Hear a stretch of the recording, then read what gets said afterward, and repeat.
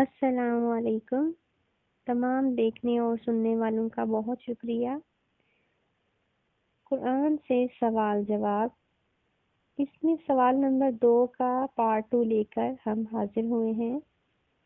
سوال یہ تھا، ہمیں روزہ کب رکھنا چاہیے اور کیا اس میں کوئی رعایت ہے؟